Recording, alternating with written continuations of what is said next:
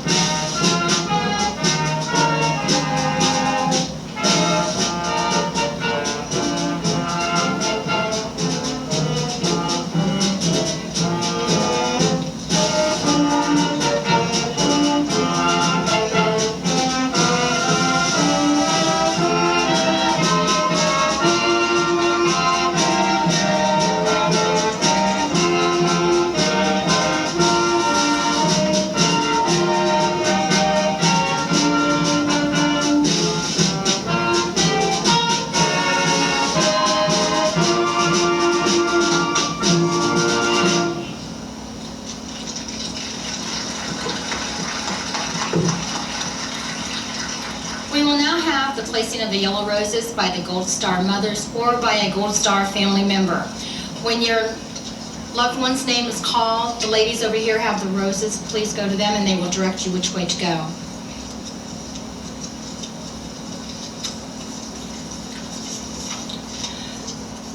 Private First Class James Vincent Potcutter, Branch of Service, Army, killed November 1st, 1965.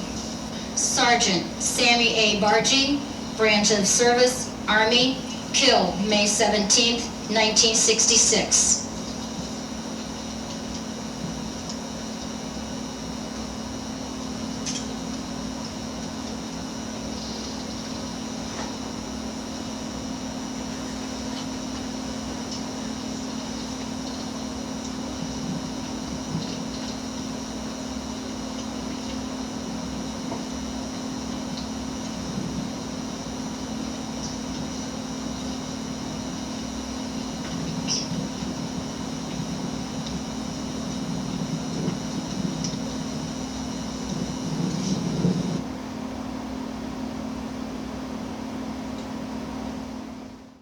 Say, can you see by the dawn's early light what so proudly we hailed at the twilight's last gleaming, whose broad stripes and bright stars through the perilous fight for the ramparts we watched were so gallantly streaming, and the rocket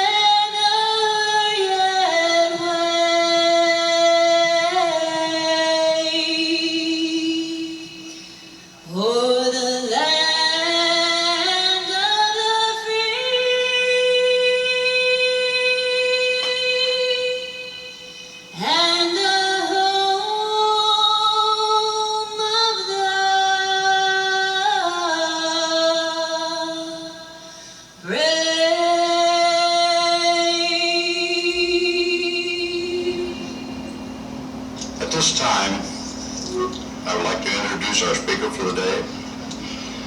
Sergeant Mark Stover from Richmond, Indiana. He was in the 101st Airborne. He was in country in 1970 and 1971. Sergeant Stover. Thank you. It's a pleasure to be here today. Thank you. Good afternoon and happy Easter. I would like to thank the VFW for inviting me here today. And to Miles and Nelson, if you're out there, thank you. When I think of Easter, many things come to mind. Good weather, Good Friday, and my family. I also think of Jesus Christ and how he gave his life so others could be free of sin. Today we stand before this wall, honoring those who also gave their lives so that others could be free from aggression and fear. I'm a life member of the Vietnam Veterans Association of America, Chapter 777, for which I'm very proud.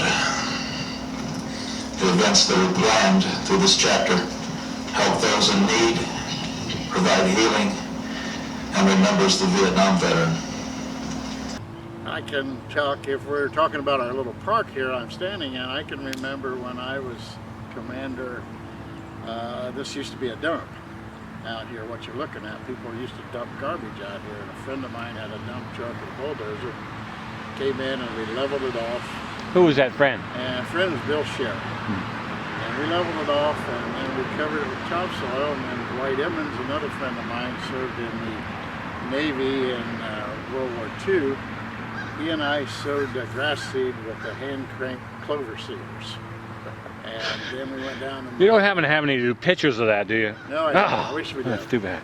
I belong to the VFW, I'm a life member, American Legion, and I was involved here in 1998 when we started the wall. Rough field, we've got sod pulled around on the hands and knees, laid it all. Walls Brothers was nice enough to blacktop us a walkway on the inside of the wall, and I helped down there the whole time we had the wall in. I was one of the committee members, and it was an honor to do it then, and I'm very proud to be a veteran. As some contributed their time and manpower, other donated funds, goods, and their leadership, like our then park chairman and past commander of Post 7262, Dr. Jack Harless. That was the best committee I ever served on. Yeah. I was chairman. And the two people had the toughest job was Marilyn Emmons and Sharon Tristle. Yeah. They had to contact the KIA families. Contact them and invite them, or? Yeah, they had to contact the families of the killed in action boys are down there on those tombstones. Ah. And that was the toughest job. Yeah. To contact them. Wow. Wow, that's good. Uh-huh. So I called Jim Dosick at the fairground, or at the park. Uh-huh. He bought all those benches, put down for us. Yeah. Took them away and never charged a dime. That's awesome. The city didn't know he'd done it. Yeah, that's awesome. The band, we tried to get the Greenville band, but they wouldn't come. Yeah. And I knew the band director at the time was Franklin Monroe, and he'll all bring my kids. Awesome. And he both had his kids, and Charlie Sackett Yeah. was so pleased by it, he gave him a $500 check. Yeah. And then the gazebo was bought by Charlie and Sackett, that's right. Yeah. He pulled up my house here one night. He and I went to school together. Mm-hmm. He said, "Get in the truck." He said, "Just shut up and get in." And we had, we're going to New Weston, Yeah. pick out a gazebo. I said, "I'm not an officer." And he said, "Yeah, so You are now. If you pick it, you get it now, or you're never going to get it." Yeah. So I picked that one out. Yeah. And you hear about the Kilroy sign? Oh yeah? Yeah, Yeah. that was for Charlie.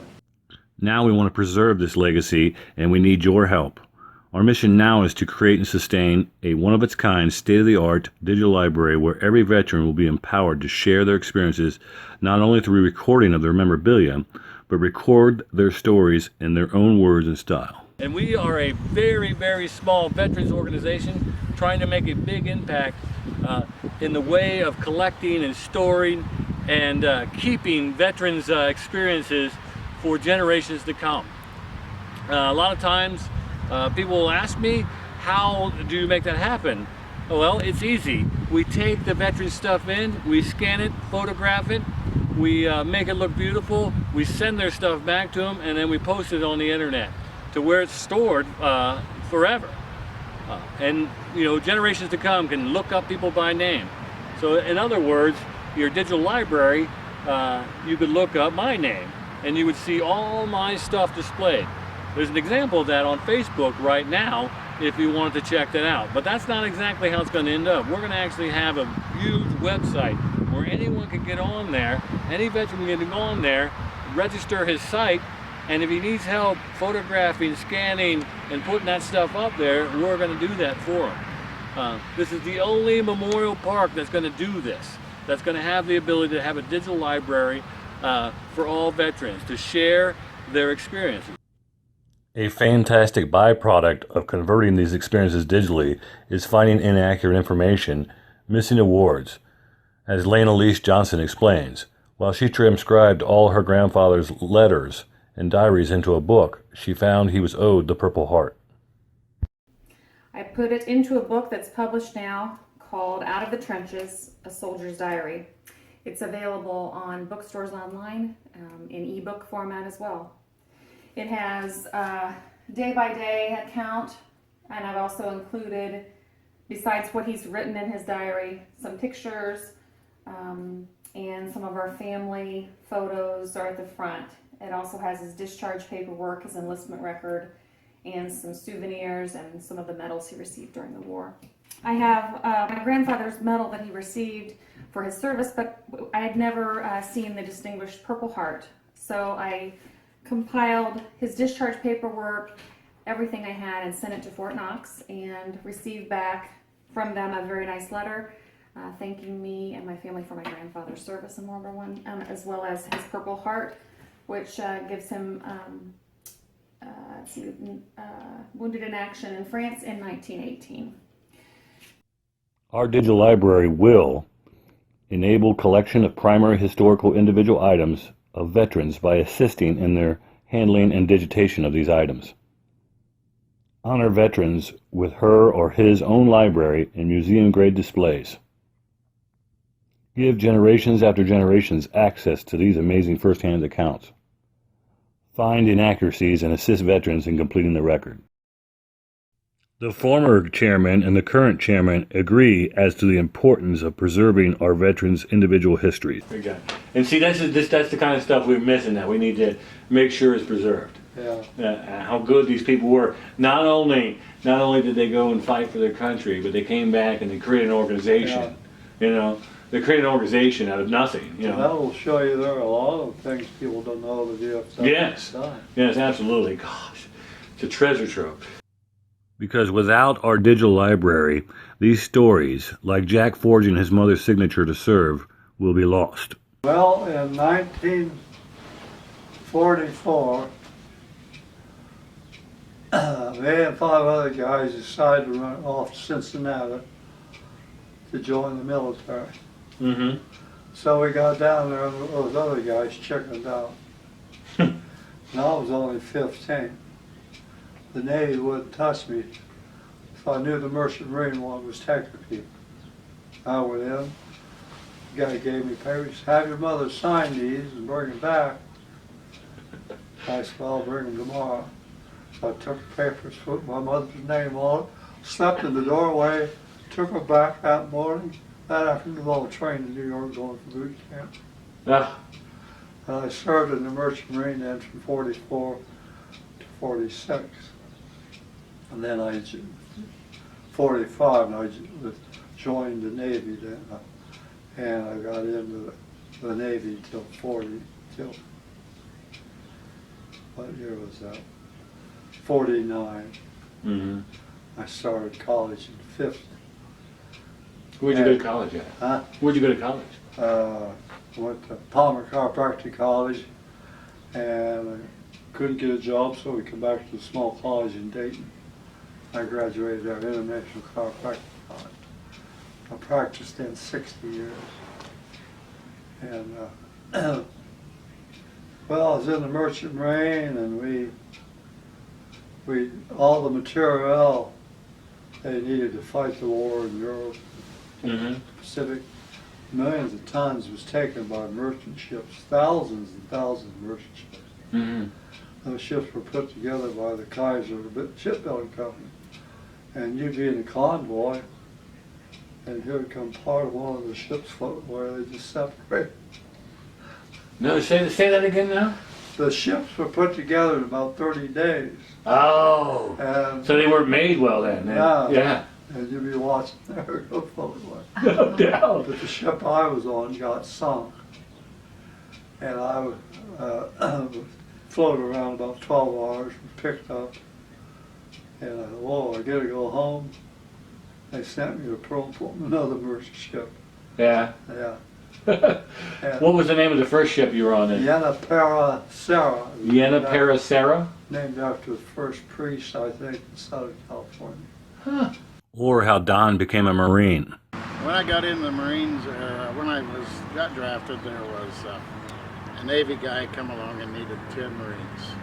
And he, of course, nobody joined. And so he was going down the line. Every other guy was a Marine that he picked out. And he got the guy next to me. And I kind of laughed, and he looked at me and he said, "You think that's funny?" Or the story how Doug earned his Bronze Star medal. In 1967, I was received the Bronze Star for valor in Vietnam. We were pinned down, moving up one day, and a viper snake bit the guy next to me. And I cut the head off the snake and put it in an ammo box and carried him to a chopper. As is common with our veterans, almost all will tell you that what they did was nothing special. I can't say that what I did was great war hero stuff, because I wasn't. I just took it for the Marines serving my time. When in fact, there is something very special about them all. Countless stories like these will be lost if not preserved. Please help us in our mission. Please contribute financially or by offering your talent, like Jack did, well, sort of, at the upcoming talent show on Halloween.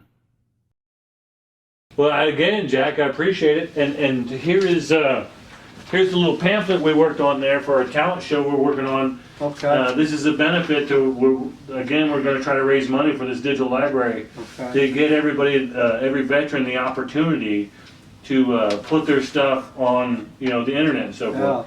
And I know it's kind of small and stuff, but I'll leave that with you so you get a chance to read that. Okay, I will. And if you can, please mark in Halloween.